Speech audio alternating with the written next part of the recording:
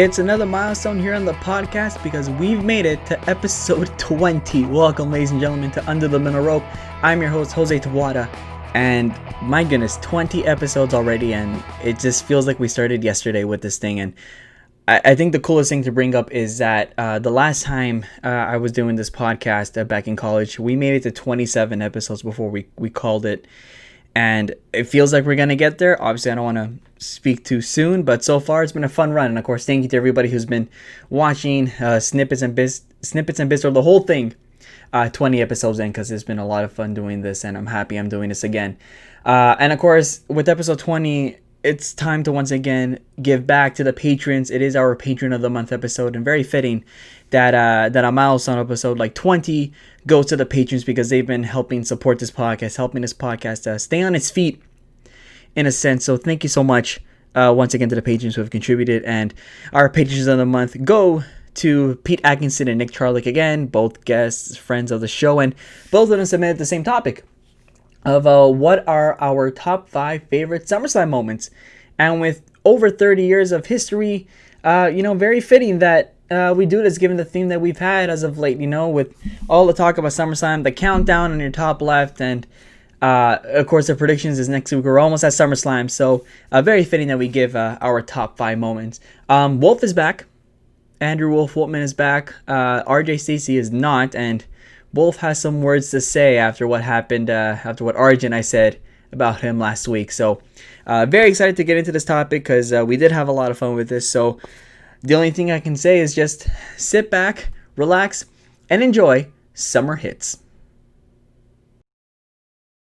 Hey everybody, welcome to the discussion.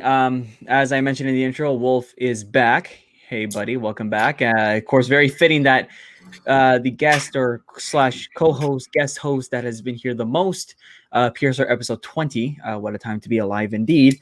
And now, obviously, you have stuff to do, which is totally cool. Things happen. But I do want to quickly touch up from last week, because you heard the episode, you saw the episode, and you had some comments.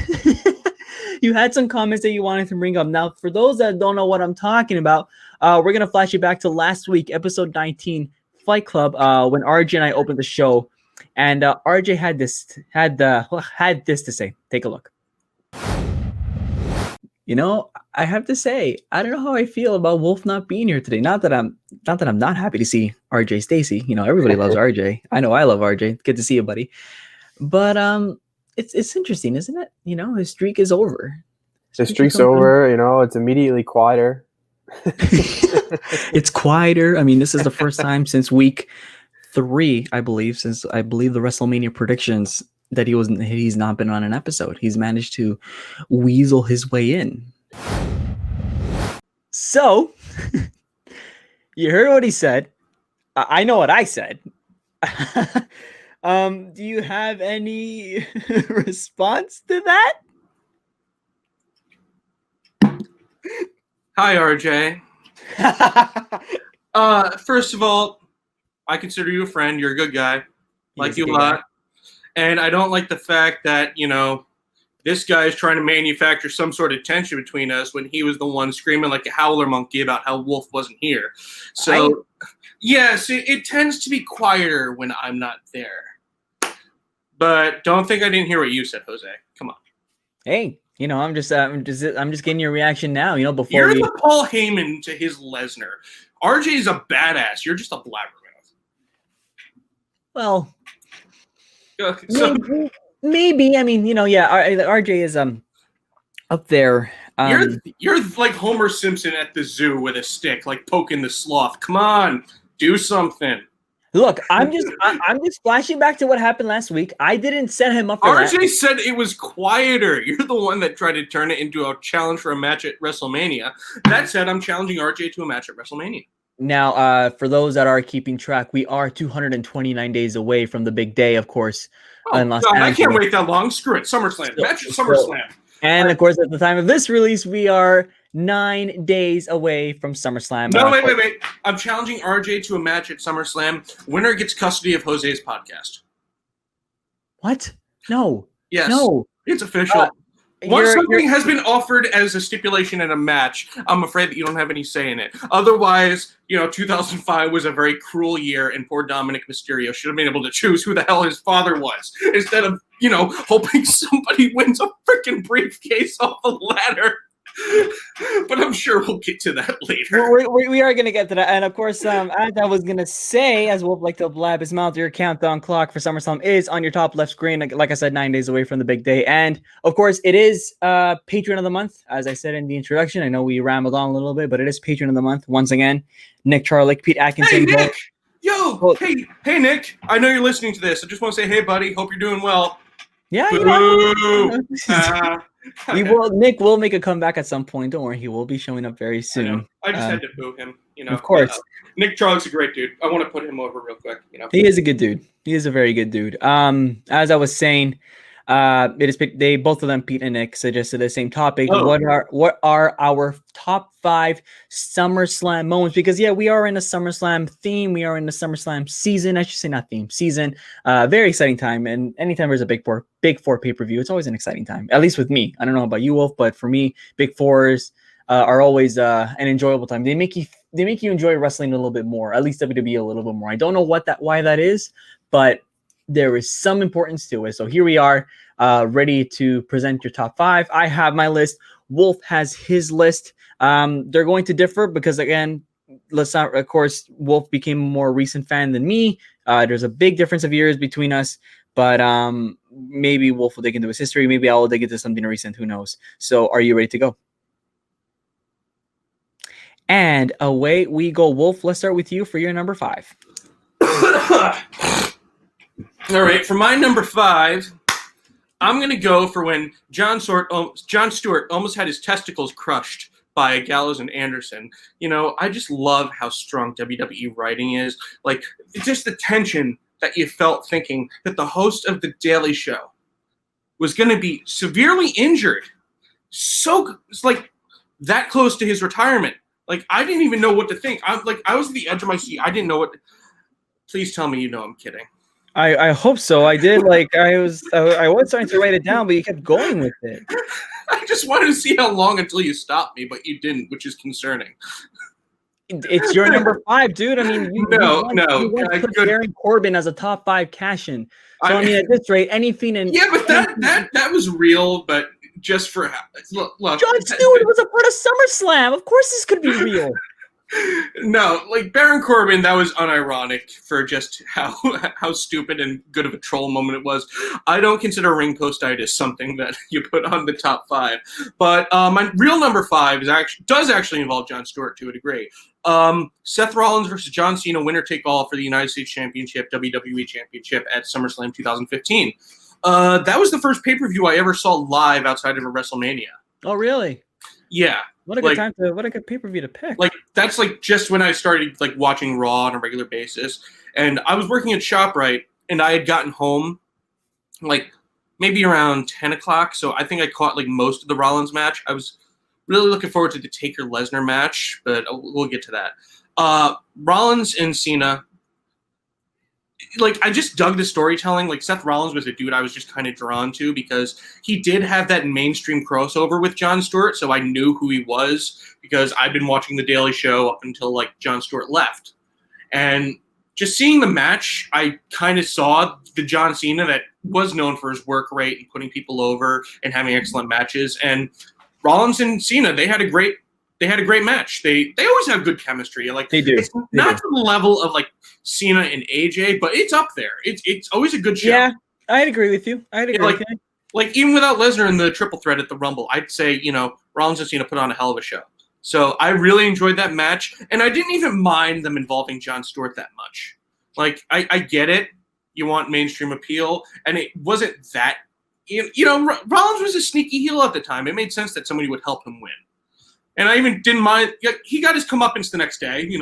John Cena giving him the F5 when Ric Flair said, you shouldn't have done that. So that's my number 5. That's a good start. It's like you said, Cena, Rollins, a classic chemistry, and it's funny when you bring it because I do remember when that moment when Jon Stewart interfered just like the reaction that it got. Some of it was positive. A lot of it was like, it was a lot of mixed reaction for sure, seeing Jon Stewart just get involved. But it worked. It got people talking. That's what matters at the end of the day, whether it's good or not. If you have people going on social media talking, then you did a good job. And that's where my number 5 comes in. I mean, I will say that like I'm iffy about why I put this at number 5, but you know, there's been so many other great moments that I'm gonna leave it here at number 5.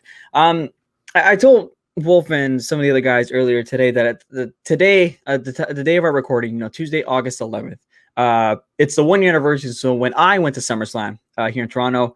That's why I'm wearing the hat. That's why there's a little Canadian flag here on the side. It even says Toronto 19. Hey, where was last year's SummerSlam? I can't remember. Mississauga. So Mississauga, which for those that don't know is a town outside of Toronto. That's a real name. Oh. It is a real name. I thought you were making a joke. Santino Marella's gym is actually in Mississauga. Wrestling school is in Mississauga, Ontario. Santino Marella exists. It's about a half hour. It's about a half hour, 40-minute drive from where I live, roughly. Anyways, you know, it's SummerSlam in Toronto. Obviously, it's amazing to see the contrast from a year to where we are now. Obviously, complete different story, no crowd, and at this time last year. Well, now, hold on. We don't even know where SummerSlam is this year, and it's in 9 days or so. It is in 9 days. It's incredible that we're still not sure with all these rumors. But anyways, you know, I could easily say that, you know, me attending this event last year would be one of the top 5, and to a degree somewhat is. But the reason why I put this on number 5 is because of what I witnessed that night, and which was the debut of the Fiend. The Fiend's entrance for the first time in WWE, you know, very lucky to be part of a first in that case. I mean, I know I've been a part of a few firsts live, but that was something because, you know, the Fiend at the time, or Bray Wyatt, you know, we're all wondering what the heck is this character? What the heck is it going to be? You know, we had the Firefly Funhouse. We're like, is this a joke? And then, you know, a lot of us knew it was going to be something demonic, and then it ended up being demonic. And then so, you know, we're all wondering, what is this entrance going to be like? You know, is there going to be pyro? Is there going to be really crazy lights? And it's just the perfect set of darkness inside of Scotiabank Arena that night. And, you know, all the lights in the arena shining bright on towards the stage, and Bray Wyatt or the Fiend coming out with like the lantern of Bray Wyatt's head, which was creepily enough, very well done. Took quick care of Finn Balor, but the crowd was so into it, and I know I was into it. And what was even great about that, you know, like the remix of his original theme song. Yeah. Well, I mean, like, no, aside from the hurt heel, right? Once we heard Catching Flies, right, in the remix upbeat version, I was even caught on camera recording the stage and going, "Oh, no way!" And you know, everybody else you hear like that, oh, like that oh my goodness moment, right? It's like it's a remix of his old theme, and it was just incredible to witness live. It was just so great, and again, like it's really creepy, very eerie inside Scotiabank Arena that night. So very fortunate to witness that live, and that is my number 5 because I remember, you know, telling all these guys, like, you know, showing them the clip, and I'm just like amazed at it, and really lucky to be there that night. And honorable mention from this night as well, Edge's surprise in the pre-show, which got me to scream unimaginably when Edge popped up. I mean, we'll have seen it thousands of times, or I forced it upon him thousands of times. It is like that could have been number 5 as well in one of these 3, but it's an honorable mention just to go with that night. Is Edge Canadian? Yes. Is Trish Stratus Canadian? Yes. Oh yeah, that's right. See, you know what? Maybe I should just put like SummerSlam attending SummerSlam 2019 as a whole for number 5. Even leading there. I didn't even think, I forgot about Trish. Oh my goodness. Like even like the guys were asking, hey, can you record your reaction of yourself, like just watching Trish's entrance? And I was up and at it. And so it's Fiend is a priority at number 5, but again, honorable mention was just the entire night was incredible. Do I just make you rethink your entire list? Yeah, I really gotta rethink everything. But if you want to put this like number 2 or something, let me know. No. I have my number 2, but yeah, I'm gonna start with that. Is it time to rock and roll? I mean, this time you're in control. Oh, okay. Well, yeah. Can I just point out that Jose had a bet last year where if Trish lost, he had to give a list of reasons that Charlotte Flair was better than Trish Stratus. And God, I really hope you have that video somewhere still, because it's buried somewhere. Yeah. Like I remember how like just nonchalant it was. Number 1, she is the queen. Number 2, blah. Well, see, like I mean, I guess before we go on, because I know we have so many other points to look at. I mean, it was infuriating because I mean, like, you know, I was literally busy. It's not that I was trying to dodge it. I was just busy and whatnot. And you know, given how long it was, like between SummerSlam, I'm like, you know, I'm just gonna give it to them at Christmas. I'm gonna give it to them as a Christmas present. And so after I opened up my gifts, or I think, you know, Christmas Eve, just before midnight, is when I recorded the top 20 list. I think top 10, top 20, whatever it was. And again, like these guys were asking me so much, hey, where's my list? Where's my list? And I got so annoyed. I'm like, guys, we're talking about the 2 patrons of the month right now, actually. Nick and I Pete. know, Nick and Pete, Pete. if I'm not mistaken, still owe you a list.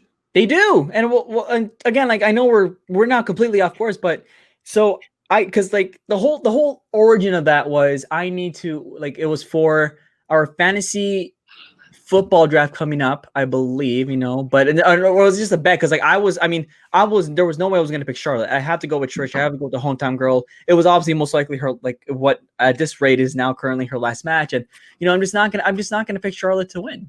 Like I'm not. And so, you know, Nick and Pete said, if Charlotte wins, you have to make me a list of why Charlotte is better than Trish. I'm like, okay, deal, whatever. Right. And I mean, I had some hope that Trish was going to win in her last match in her farewell. Obviously that didn't happen. And so, and then Pete and Nick started the abuse, started the annoying. Hey, where's my list? Where's my list? Hey, you know what's missing is the list. We're talking about like we're talking about what? Even like, I thought it was a bit much. We're talking about like what, a world issue, like a politic, and all of a sudden, hey, you know what could fit into this politic? The list. And I'm like, you dicks. And I got so annoyed. And then at the Royal Rumble later this year, we had like a little game, you know, like a little draw, like draw your numbers, and whoever's the winning pick has to tell somebody else to do something. So I told Pete and Nick, okay, now I want a list of why Trish is better than Charlotte, and I want it for WrestleMania. I'm still waiting, and the Royal Rumble was in January. So I mean, I know we completely steered off course now, but I just want to say we'll get back on course. I just want to say to everyone that finds, you know, Jose's little messages on Twitter promoting Under the Middle Rope, please tag Nick Charlick and say that you want the list. I think, you know what, next time he's on the show, he needs to read his list. So I'm just putting that out there. I didn't ask Jose about this. This is just my idea. So we'll tag him on Twitter. You can please feel free to tell him. Well, you know what we'll do? How about this? We'll make it a Patreon exclusive. You know, for Patreon exclusive, we'll get Nick and Pete on in a special episode, and we'll tell them to give the list, and we'll explain the backstory of this, and we'll get that list done. That's it. Thank you. All right, let's. So okay, number four. This whole story. The Fiend is my number 5 pick, but subconsciously, attending SummerSlam 2019 was a whole. You're number 4. Oh my, somehow we got from the Fiend entering SummerSlam to Nick and Pete having to come on and give their lists. And god dang, this is why you don't use a GPS. You just go where the road takes you. Yeah, you don't say. Anyway, my number 4. I'm going to go ahead and I'm going to say John Cena versus AJ Styles at SummerSlam 2016.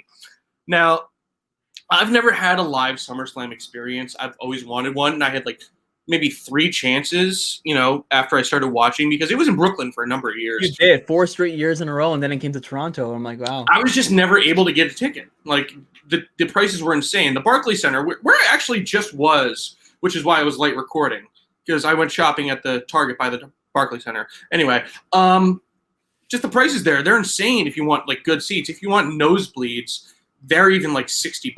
Yeah, we had to pay a fair. I mean, for nosebleeds when I was at the Raw with Alex after WrestleMania, it was $50 to $60 American. So Canadian, it's like the Barclays and the nosebleeds at the Barclays Center are just not like they're literal nosebleeds. They're like, and the steep. They're steep. Like, you feel like you're gonna fall down. I did, yeah, and I don't like that. But I think I tripped and hit my nose at some point, or hurt my nose somehow. I'm not sure how. Anyway, I tried and failed to get tickets for like a number of years. At one point, I just ended up going to Extreme Rules 2016 instead because they were a lot cheaper.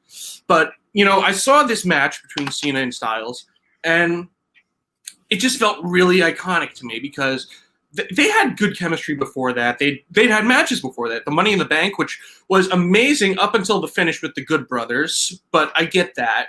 But that really strong heel win from AJ Styles without cheating, which solidified him, is like, oh, he's not the guy that's going to beat Cena once and then lose to him in 6 different rematches. No, they actually give a crap about AJ Styles. This is a guy to get behind. And John Cena, he went into his bag. He's towards the old man Logan years of his career. He's showing his vulnerabilities. You can feel like John Cena is putting in effort that he actually has to work toward nowadays. Whereas in 2006, it was always LOL, Cena wins, and he just pulls out his superpowers. No, there was something really different about this match and seeing John Cena and AJ Styles. And the fact that Styles won clean and Cena just left his armband in the ring, it just felt much bigger than what we realized at the time. Mm-hmm. And I'm sure by the time we do a lead up to the best Royal Rumble moments, I'll be talking about their next match in this series, which was arguably better. But I would say that absolutely. One of my favorite John Cena matches of all time is him versus AJ Styles at SummerSlam 2016. So that is my number 4. It's not a bad number 4. Not a bad number 4. My number 4 is we brought it up earlier. You brought it up earlier. Yes, we know. Nick and Pete need to give you a list. Keep going. No, not that. My number 4 is the custody ladder match, and I did say last week at the I said last week at the end of the episode of Fight Club, episode 19, that I would watch this match again, and I did. He did. And I absolutely did.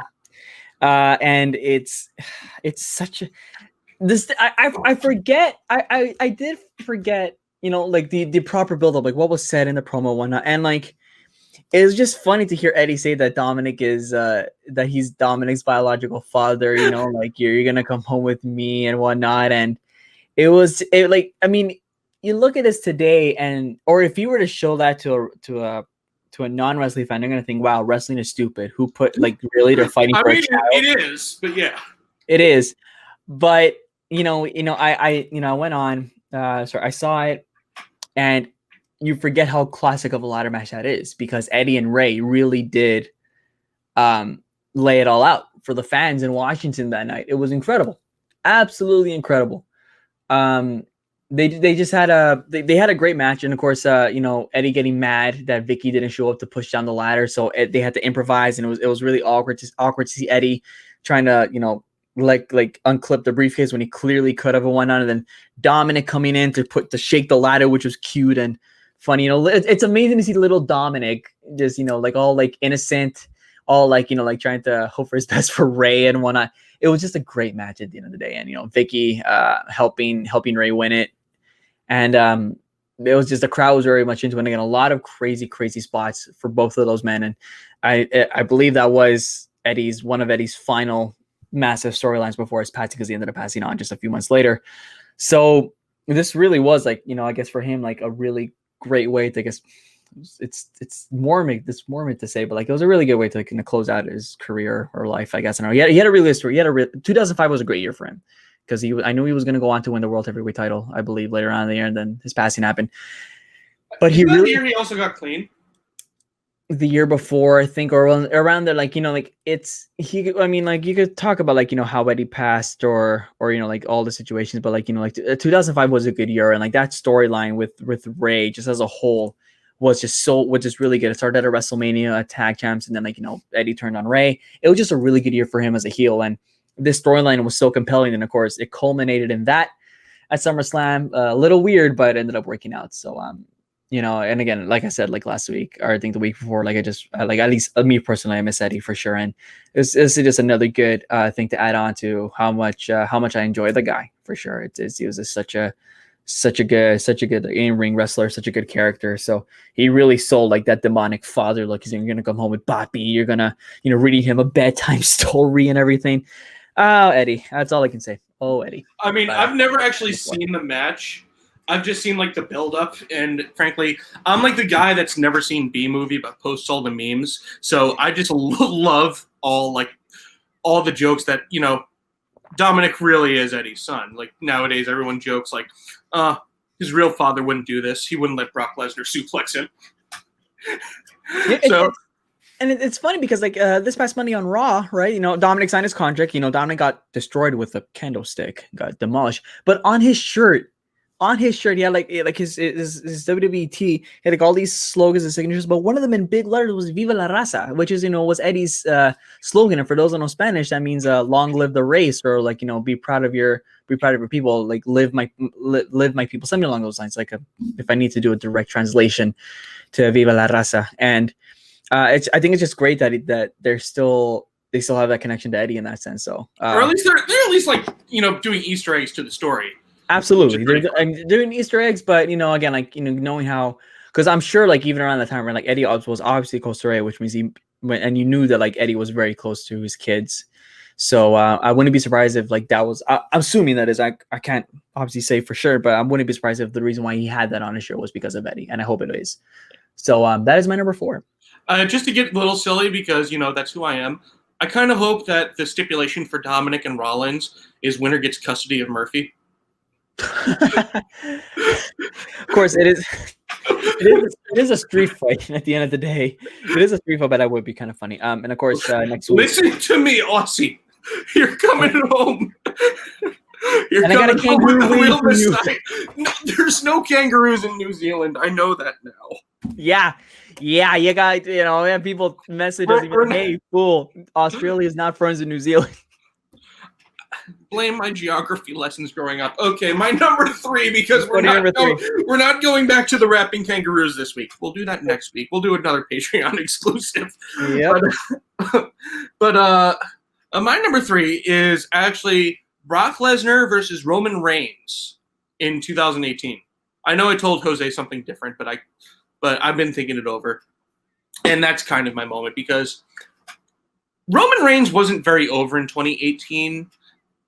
But then again, he wasn't very over for many years before that. I just feel like a lot of the anger came towards him in 2018. The main event of WrestleMania 34 was just not kind to him whatsoever. Like, they didn't have a briefcase that they could rely on for help anymore. And I feel like that's what helped him the first time, considering, well, he didn't win. So, well, I mean, I felt like it's funny bringing it up, because obviously that moment, right? It's like, it felt like Vince was saying that, you know what, fans are not going to enjoy this as heck, but if we pull this off the surprise card now, then we're really going to get a buzz. And obviously it did. And I think, if I'm not mistaken, at that WrestleMania 31 in Santa Clara, that Rollins was told halfway through the show. I think that's what I remember hearing. I believe it was the afternoon, but it was definitely day of. It was a day of where they let him know, hey, your moment's tonight to cash in, and obviously it worked out amazing because nobody's ever done it. Nobody expected it. It was done. Yeah, it was executed beautifully. So please go back for Money in the Bank cash-ins episode, because Jose does a really good speech on that. Anyway, so they didn't have that to count on WrestleMania 34, and I guess, you know, the uncertainty of whether Brock Lesnar was actually sticking around or not led to a lot of factors, but we were all just kind of shocked that he still retained at WrestleMania 34 and was sticking around and blah, blah, blah, and Daniel Cormier calling him out, yada, yada, yada, yada, yada. Anyway, we all kind of knew that Roman was going to win at SummerSlam 2018, and I think most of us had accepted it at that point. I just don't think, you know, a lot of people were ready, but Braun Strowman coming out is what makes this moment for me. Because he basically announced at the beginning of the match, I don't care who wins, I'm cashing in after. Like, he didn't do the heel sneak in, which I guess to a degree, it just kind of softened the blow of, you know, Roman winning, because there was that surprise factor of, like, you know, Braun could win. Yeah. And we all kind of expected him to cash in. Going back, I would have had him say, hey, this is now a triple threat, instead of saying, I'm going to stand here and wait till one of you wins. But we're not here to criticize the long-term failure of booking Braun Strowman. I'm just here to say that they managed to get the title on Roman Reigns without it being like a huge revolt. Like, it was done in such a way that the match was quick. It was good. It was a decent match. It was effective. There was that distraction on the outside, you know, and Brock Lesnar chucking the Money in the Bank briefcase and breaking the floor screen is a really funny visual for me. It was just like, get this shit out of here. Yeah. Oh my goodness, that's right. He chucked it. That's right. I The forgot. irony that he won the next year is like pretty funny when you think about it in retrospect. But Oh, that's sure. neither here nor there. I just really like that match because it's not even the best Lesnar Reigns match, but it was an effective match because it was a sleight of hand that they pulled where you just kind of like, okay, Roman Reigns is the champion, and I don't mind. I think what helped Roman was how angry and surprised people were that Brock left New Orleans with that title. Because let's face it, I mean, like the meme, I don't think it applies to me, but the meme or the go-to frustration is the quote unquote chokehold, the stranglehold that Brock Lesnar has with the Universal title and how often he doesn't show up. Personally, for me, I think the guy can hold it on for 3 years, and I personally wouldn't be bothered with it because I think I would. I know you would. I'm just saying I'm in the minority when I say that I'm actually okay with how they booked Brock and not being there every week. He doesn't need to be there every week. The guy is built to be this, treacherous kraken waiting to get you, luring in the sea. And when he is summoned or when he comes out, all hell breaks loose, and that's fine because I know it's a weird metaphor, but imagine if Brock showed up to me, my argument was if Brock showed up every week, it's just like it would ruin like that feel of Lesnar because I think it just works so well with Brock. And so when people, so obviously people are at this rate very annoyed because he won the title at WrestleMania 33 the year before, and then obviously kept it at WrestleMania 34, and then it extended to SummerSlam. So we had the title for a long time. Again, people were pissed off. So I think they were just relieved that I think WWE benefited from the fact that people were so annoyed at how long Lesnar had the title that it was like kind of Roman's moment to kind of just take it, and people would be like, "Thank goodness it's off Brock." And obviously, it's heartbreaking to know that Roman couldn't even get a proper end because his leukemia. The leukemia thing happened about just 2 months after. 2 months, 2 months after the fact. So after that weird Braun Strowman heel turn that went absolutely nowhere. It went nowhere, right? And so I mean, like at that moment, I think it's just I personally think the fans were just happy that it was off Brock. Moving forwards, but obviously the whole thing just I think if it wasn't for the leukemia, who knows where we would be this time around? Who knows what would have happened? But and we had a Shield reunion before that. We did. I think the Shield reunited the next night, actually. Seth Rollins and some other guy that was also in the Shield, whose name I can't remember, came out. I wonder what happened to him. Beats me. Something along those lines. So. But it was quick in effect. They did remember being like, okay, this is good. Like this is like for between the two of them, they can't put on a classic if it's quick, if it's effective, because I think both of them can be solid workers. And it looks like they had great chemistry because they had the great chemistry in Santa Clara, and they kind of like revived it a little bit 3 years later at SummerSlam instead of WrestleMania. So it's a good on them. Good on them. My number 3, right? We're jumping on to my number 3. I'm going to throw it back to 2003. And by that, I am talking about, which I believe was the second ever Elimination Chamber match. I cannot remember the comparison. Okay. I cannot remember the comparison, which is not good. I feel like I should have the comparison off the top of my head. SummerSlam 2003. And at the time it's all went down, the Elimination Chamber was still a very mystique thing. The Elimination Chamber was this like absolutely demonic thing, bigger than the Hell in a Cell. And of course, obviously now into this day, it lost its mystique and whatnot because of because of the yearly occurrence, and they changed the design of it. But the Elimination Chamber at one point in time looked like a crazy demonic structure. It looked vicious. Not to be confused with Hell in a Cell. Not to be confused with Hell in a Cell, like the crazy black circle around the cage. The chain everywhere, the steel grate instead of like the pads that you get now, right? It looked vicious, and obviously you didn't want to be in there. Now I have the list: Triple H, Goldberg, Chris Jericho, Shawn Michaels, Randy Orton, and Kevin Nash, which I know sounds random. And yes, Kevin Nash was quickly the first eliminated by yours truly, Chris Jericho, Wolf's favorite. But, one of the bigger moments of the match was when Goldberg speared the living hell out of Chris Jericho through a pod chamber, which again, it's still brand new. Again, I think it was the second one ever. Still a brand new concept, the Elimination Chamber. So only God knows what you could do inside it. And to see a spear go to see somebody get speared through a pod and into like the chamber was just ridiculous. And by pod, I mean like the waiting pod where like a superstar waits every 5-minute intervals before they're released to the chamber. So again, all around a really, really fun time. And again, like of course Triple H, which is very very glued to his world heavyweight title, as everybody knows, came out victorious. But again, I think this is just, it's not to forget that this match at one point was vicious, and at the time it just worked out really well. I think this whole thing just worked out well, and for a second one ever, it was, in my opinion, I thought it was pretty damn good. So it was definitely a good flashback movie, which is why I included it into my top 5. One question though: in Elimination Chamber, how do eliminations occur? And by pinfall or submission, and every 5 minutes another superstar enters according to the number that they drew. Is that the Elimination Chamber rules, that they get selected, or randomly into random 5-minute intervals? I don't know. Okay, but what happens when a superstar goes over the top rope and both feet touch the ground? Eliminated. Eliminated. I just want to say that as the podcast goes along, when it comes time for the Royal Rumble build-up, oh Lord, will you see a different Jose? That's all. I almost spit my coffee out. We're getting. Won't be a new laptop. We're getting closer to January, and I will be ready. For every time I mention a rapping kangaroo, Jose will tell you that eliminations occur when a superstar goes over the top rope and feet touch the ground.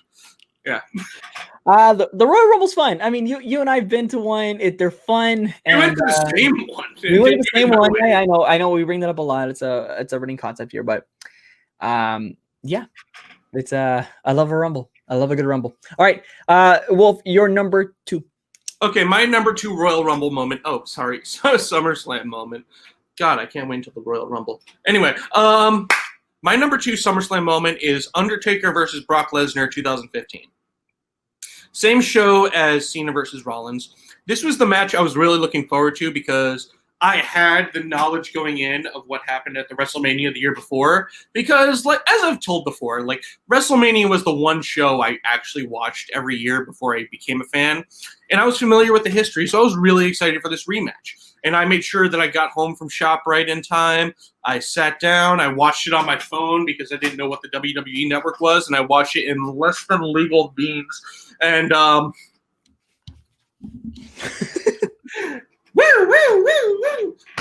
yeah. So I watched it on my phone, and I didn't really know what to expect. I knew watching it that it was better than what I saw at WrestleMania. And I even liked the finish. I think the finish might actually be my favorite part because you didn't know what was going to happen next. I didn't know if I was supposed to root for The Undertaker or not, given that didn't seem like a good guy thing. But, like, there was a lot of intrigue going in because it was clear they were building towards a rematch. It actually turned out to be really, really good at Hell in a Cell. We'll get to that. Yep. And down the road. But I just really enjoyed that match because, it was in my really early days of, like, watching wrestling, and I actually knew enough that the story made sense to me. And this visual will never not be funny to me. I thought you were going to bring up the Lesnar Taker laughing at each other when they both sat up, just like giggling at each other. If there was a way to replace me with a GIF, please do that. But also, just like that is my favorite image from the match. My second favorite one is Lesnar in the Devil's Triangle, I believe it's called. Is that what it's called? Hell's Gate. Oh yeah, sorry. Yeah, I forgot. There's another name for it. I forgot. Hell's Gate submission. Undertaker's knee bar, Lesnar in there just and then and passing out. I'm just like, oh my god, Brock Lesnar should just retire and make a website that sells memes. So that's my number 2. Again, that's another thing to follow up is that the rematch was interesting because obviously at the time I believe that was his first match since the streak was ended. No, he had the match with Wyatt at Mania. Right. Sorry. Yes. Wow, how could I forget that one?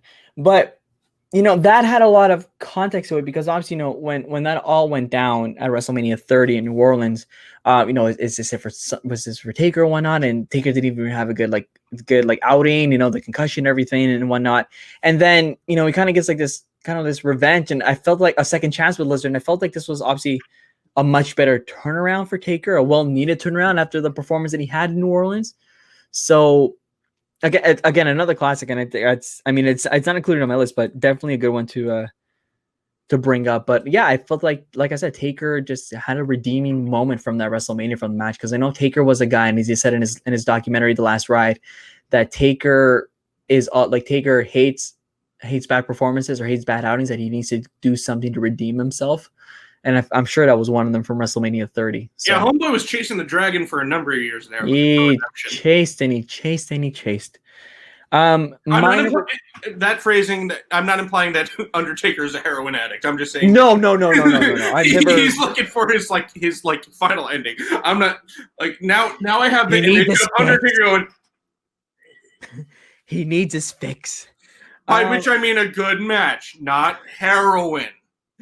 I'm going to go to my number 2, and I'm going to take you back to SummerSlam 2013 in the main event after John Cena and Daniel Bryan. Now, I mean, the match was good on its own, don't get me wrong. But the reason why I bring up that moment where Triple H turned on Daniel Bryan after he guest refereed this match, and then Randy Orton came in to cash in, was because that set up one of the longest storylines. And, of course, it started one of the best storylines, ironically, as well. It was a really big turning point for WWE. It was the return of an authority figure. Well, they call themselves the authority, but what I mean by the return, I'm talking about Vince McMahon. You put some respect on John Laurinaitis' name. People power. But this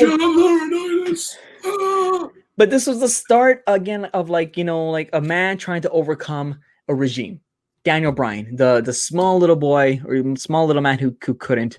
And of course, just a month after SummerSlam was when I was at my very first WWE show in Toronto, Monday Night Raw, where Daniel Bryan was, up against the authority with Edge and whatnot. And so Daniel Bryan was just trying to fight this whole regime this whole time. And this moment just started such a crucial, incredible heel run for Triple H, incredible heel run for Orton, one of many for both of them. And of course, an incredible story for Daniel Bryan that obviously culminated and wrapped up with a bow at WrestleMania 30. Batista was dropped. With that, no, he wasn't. Oh, Batista. Oh my goodness! But again, it's just I love it when you can pinpoint moments, those jaw dropping. And the one thing I love going back to that clip is I love going rewatching that moment just to see the different faces in the crowd. One kid in the front row kind of look at Triple H and then his jaw dropped.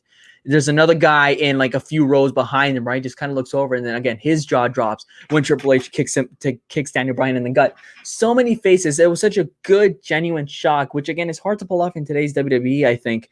And at that moment, fans were just like, "Oh my goodness, this is the start of something big," and it was, and it very, very much was. It was, but it wasn't meant to be. They were legitimately shuffling him down the card. They didn't actually have plans for him. Absolutely. If I can put some connective tissue between your number 2 and my number 1, a big factor in Daniel Bryan getting that WrestleMania spot was CM Punk. CM Punk, the plan was for him to face Triple H at WrestleMania 30 and not Daniel Bryan. Daniel Bryan was supposed to face Sheamus or something. Yeah. And, Punk legitimately walking out, and the organic fan base that Daniel Bryan gained, that's what got Daniel Bryan. That's what made the story seem longer than it was. It was actually 2 stories that kind of just went together. They were done with Daniel Bryan after I want to say Hell in a Cell with Shawn Michaels as the special guest referee. Yeah, because then Randy Orton moved on to Big Show and whatever. And I think it was more just the fans cheering for Daniel Bryan that made them realize, all right, you know what? Punk's gone. We have to do something with this. So I'm kind of I love that moment for what it eventually became. I don't like that moment for what the original plan was. Fair point. I'll give you that. I will give you that. Things just work out in weird ways, I think. And that just happened to be a really good thing. So I think that's why I'm putting it as my number 2, because yeah, you're right. If let's say if CM Punk did stay in 2014, did stay after the Royal Rumble, they went on with their original plans. And again, like, I remember, I think Punk once showed like the original card that he got back in January, or the build, because obviously they find storylines. It's like what any used to. Well, yeah, they I know, longevity, right? What's it called? Not longevity. Long-term storytelling. Thank you. Long term. They had everything planned out. So like, obviously, if CM Punk say, then maybe this isn't number 2, but it obviously, like you said, ended up being what it is. But of course, at the same time, like I said, just a crazy moment. Crazy moment that, again, worked out well for everybody, I think. Then we got our confetti in New Orleans, and the miracle on Bourbon Street, as Michael Cole said, one of his rare few good calls that he gets. I know he gets a lot of hate, but he pulled it off that night for sure. So that's my number 2, because it worked out. It was a good shocking moment. Speaking of SummerSlam what ifs, and I'm sorry to cut you off here, but there was almost like, speaking of plans that were canceled for various reasons, Daniel Bryan was supposed to defend the WWE Championship at SummerSlam 2014 against Brock Lesnar. So, and he was the plan to get squashed instead of John Cena. I didn't know that. It's true. Like, but Daniel Bryan with the neck issues, that led to him having to vacate the title. And, John Cena is as good as, having a vacant champion at some point. So they just gave it to him. And the plan was to build heat on Lesnar for, doing all this damage to Daniel Bryan, and that would eventually lead to the rise of Roman. So it became a really long-term story without it ever intending to be. Yeah. But, I mean, we eventually did get the Bryan and Lesnar match. But we did. That would have been, oh my God.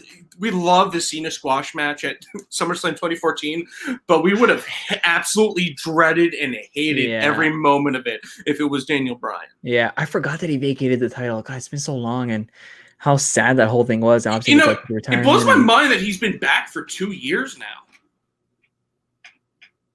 Oh, you're right. Wow, that was leading up to WrestleMania 34. That's right. It feels like he just retired. Seriously. What a journey that guy, and of course he's now a father again. So he's been through a lot, and good for him. Really good for him. Let's go to your number 1. All right, my number 1. Sorry, Cody. Come the Funko Pops. CM Punk versus Brock Lesnar at SummerSlam 2013. Just a really physical match, went long, proved that Lesnar doesn't have to just do these short, hoppy, bouncy matches and, dominate somebody and throw the big show around like me and a stuffed animal. It showed that he can work.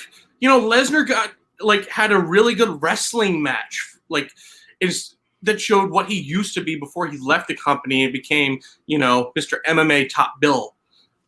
And it worked itself into a longer term story with Paul Heyman and CM Punk, and I just enjoyed the hell out of it. Like, the no DQ really added, the chair, everything about it. I just love that match a lot. It's probably my favorite Brock Lesnar match of all time. This is where I feel like Brock Lesnar gets under the radar, because a lot of people just think that he's lazy, that he's not a good worker. Again, who he works with. That's exactly. That's what I was gonna say. And this is what I love about Lesnar. I guess, I don't know if it's professional or not, but he will only put in an effort if he has respect for the person, if he really likes the person, and if he thinks it's a good storyline. Lesnar picks and chooses when he puts on steps on the gas and then drives forward, right? And he knows when to hit the brakes. With people like that, obviously, again, Lesnar shows that yes, he has his people he wants to work with. When he has his people he wants to work with, he will perform. And that is another example for sure. And there's so many guys where they had incredible matches with, because it's probably because he respected them, I think, in my opinion. I want to know what Ricochet did to piss him off. That's true. Did he just eat his Jimmy John's backstage or something? He must have. Because that was oh my God. He to be fair though, Cain Velasquez didn't fare much better. Oh God, Cain Velasquez, I forgot about that. Oh my goodness, I remember when he debuted on that Fox show. How crazy everybody was. No, Kofi, why? Oh Lord Almighty, we were there for the moment when Kofi won, and then Thanos. I was at a wedding that night, and once I got the result, I'm like, oh no, oh my goodness, Now, I was a person that did say Brock, it's time for Brock Lesnar to get the title back, mind you. Obviously, that's not the way that people didn't want Kofi to lose it, but Kofi was running on a short fuse, on a short leash. Wasn't. Yes, he was. He had Anyways, nothing left to offer. Still does. Although, if Big E gets the title, which I really hope he does soon, then I'm happy. Braun Strowman just is nothing for me as champion, and even less when he doesn't show up or is still at the bottom of some random lake while Alexa Bliss and Bray Wyatt are canoodling. I don't know. Sorry, this was a tangent. I don't even watch SmackDown these days. I've been watching reruns of Frasier. Point is, I think it's a solid number one. I think it's definitely for you a great. Sorry, what were we talking about? Lesnar and CM Punk. Right. Great match. Oh boy, I love that match. And again, it was just unfortunately, just we didn't know today about some of Punk's final moments, and I don't know. Again, sometimes it just amazes me. Like, Punk wasn't a good spot, but I get his frustration of not. Again, I'm not going to go on a huge tangent about CM Punk, but there are things I absolutely agree with that he said, and things that, as more people get released, they kind of echo his thoughts. So it's kind of hard not to agree with him. But there's also moments where it's kind of like, no one has a great job. Sometimes you just have to, go in it with the right attitude. So I feel like it's, 70% justified, 30% bitter. And I still love and respect CM Punk.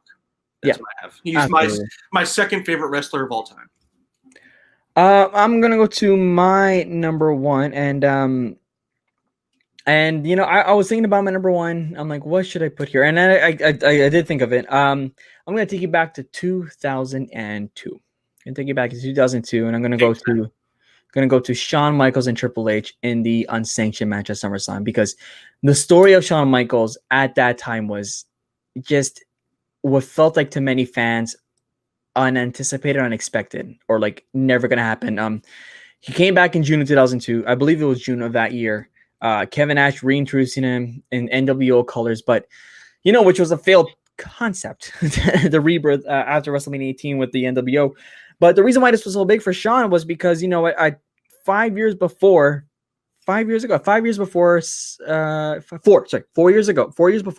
WrestleMania 14 was when he I'm losing my track again. 1998 Royal Rumble was when he was having that casket match with The Undertaker and got a serious nasty back injury that really messed him up. That he landed awkwardly on the casket, the edge of the casket. I believe it was a lot of spine disc issues. He had a lot of back fusion surgeries and all that. There was a lot of issues with a guy that you could have said that, yes, this is it for Shawn Michaels and his career. And then, of course, he had he dropped the WWE title to Stone Cold that night at WrestleMania 14. And then from there, he had the small on-screen roles, but that was it for in-ring. So when he came back in 2002, it's like, is he really ready to go? Because of how serious this was. And of course, given that we don't have the technology, they didn't have the technology that maybe Daniel Bryan has, but Daniel Bryan had medically to come back. This was really unprecedented for Shawn in 2002. I could be wrong, but it was very severe what happened with that back. He came back, and of course, after that failed NWO stint was when Triple H said, hey, you know what? Come back with me and let's reform D-Generation X. And of course, again, 4 years after that, a lot of people wanted DX again, especially with Shawn, because the two had such great chemistry in 97 and 98 and somewhat 99 with DX. And of course, that's when Triple H started probably his best heel run of all time in 2002. And of course, it led to an incredible rivalry with Shawn, which lasted a year and a half, maybe nearly 2 years. I know, I can't remember the culmination. It may have been WrestleMania 20 with Triple H and Shawn, but the two just had amazing chemistry, and they went on for a long, long time. That wasn't just incredible, right? It went back and forth. And this was Shawn's big comeback moment. Shawn's big moment. Aside from NWO, this is like, hey, this is Shawn's time to reintroduce himself to at that time what felt like a new generation, and I think he nailed it. Incredible unsanctioned match, gruesome unsanctioned match. Of course, you can't forget the sledgehammer bear, just instead of like traditional hold a hammer and just smack him in the face, just a straight hammer shot to Shawn's back from Triple H. Shawn coming out in jeans. It was just a crazy stuff, but Shawn pulled out the win. And the Heartbreak Kid was back. So that's number one, because like John is a personal favorite of mine, one of my personal favorites. I love Sean. Sean's great. And I think it's just great that, he got to, that was just the start of what ended up being a great second half of his career, which, he got to end, he eventually got to 8 years later end up on his own terms. Yeah, 2010 was a great end for him. It's a shame that he retired then and never had another match after that. Not a damn one. No matches after 2010. Nope. He had a lot of great matches before. He had hair. He had hair. He never had a match where he was bald. Nope. No. That's my number one. Yeah, because of course, if anybody did not pick him at the sarcasm, you're talking. Oh, come on! No! Talk about crown jewel match, just in case. What the hell is a crown jewel? Is that what I was wearing a couple weeks ago when I won? Good God. That is our top 5. Any other honor? I mean, I brought up my honorable mention with attending SummerSlam 2019, but any other final honorable mentions that maybe you wanted to include? Ring postitis. I just want to put out how monumentally stupid an idea that is. And that's coming from a guy that thought kangaroos were from New Zealand. Yep. So, good Lord. Nope. Like, even I won't touch that area. No, that's just awful. Nope. Awful. I mean, of course, you could include some SummerSlam moments like Undertaker versus Undertaker, 1994, which was an okay match. Thing? Yeah, you didn't know that? Undertaker left at the Royal Rumble 1994 in a casket match, weirdly enough, because he had to take care of some back surgery. So he needed the time off, so he missed WrestleMania 10. And then of course Ted DiBiase says, "Hey, I know where Undertaker is. I know where he disappeared to. I have the Undertaker," and he brought out a fake Undertaker. And then Paul Bearer returned saying, "No, I have the real guy." And then Undertaker returned at SummerSlam 1994 to challenge Ted DiBiase's Undertaker in the main event of that year. Great entrance, really weird match, but Taker was back. And of course, who can forget Bret Hart, Davey Boy in London, in Wembley. And of course, which has all the Brits saying, "Please bring back a WWE pay-per-view," because they still can't get over. They absolutely deserve one. I'm not saying they don't. No, I'm not saying you are. I'm not saying you're saying that. I'm just saying, WWE, get on your bring them out. Like, obviously not now, but when the world doesn't suck, when America gets its crap together and we're allowed to travel places, I say hold the pay-per-view in the UK. Yeah, and I mean, let's face it, they don't have an excuse to not go to the UK anymore after they've done Saudi. So, let's never talk about the Saudi Arabia pay-per-views here. I'm not talking in particular, but I'm just saying that, like, if they can host live pay-per-views from there while we watch it here at 2 p.m, we can probably get together at 3 p.m, 4 p.m, maybe 1 for a pay-per-view in the UK. Hey, pour a glass of wine, get a cheese plate, nice afternoon thing. We could chill. It'll be great, Point is, another pay-per-view classic. It was the main event for the Intercontinental title. Davey Boy Smith, the British Bulldog, winning the IC title in front of his home crowd, and the crowd goes absolutely bananas. So, I think I can't think of any more big SummerSlam moments. I think that's a perfect way to end it there. Oh, hang on, I'm sorry. This is like really specific, but one of my favorite things, or like at least favorite Seth Rollins things, was at SummerSlam 2018. And this is like really specific, and I didn't even like the match that much. But the fact that he came out in Thanos gear and had the gold boot with the gems and had Jon Moxley on the outside to run interference, that was a really nice touch. And, it was kind of like, oh, they're setting up. It just looks like Rollins. Oh, what do you know? Rollins won. Okay. There's that. I mean, and of course, I can't forget when I was at SummerSlam last year and Seth Rollins winning the Universal title from Brock. It's a carbon copy of what happened to Roman the year before, but the night ended on Pyro. It was a bit longer. It was longer, but it felt like here's the thing about Rollins and Lesnar. They'd both had like matches against each other before, and both had each had a win in that column. Like Battleground 2015, it was just a squash match where Lesnar won by a DQ.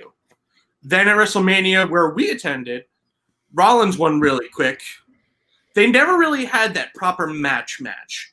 And like at SummerSlam last year, they really got a moment to like actually have a decent back and forth and get some time. Which is fine. I enjoyed it. It worked. I liked it.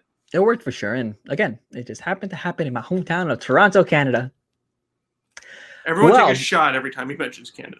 Oh no, people are gonna die. My voice cracked. People are gonna die. They're gonna die. There we go. Hi, Nick. Hi, Pete. Make a list. Yeah, make a list. If you're about wrapping up, I wanted to say that.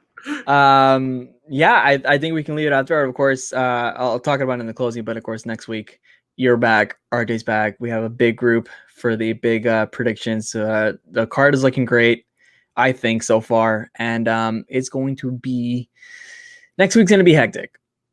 So I'm enjoying this serenity with you now, just you and I. Oh, serenity. That implies quiet. Are you saying that I can be quiet? No. Hi, RJ. I'll see you soon. I'm just saying that, like it's a calm before a storm next week here on the podcast. So that's all from me. That's all from Wolf. Let's get to the closing. You made it to the end of the episode, and we went on some tangents here and there. But again, lots of fun and lots of reminiscing of SummerSlam. And of course, as I said at the end of that discussion, next week is our SummerSlam predictions. It is probably the biggest predictions yet. It's going to be a lot of fun, a lot of unpredictability so far in the lead up to SummerSlam, and we're very excited to predict. And of course, if you're not a patron, become a patron, because there is a SummerSlam contest. We want you to predict with us.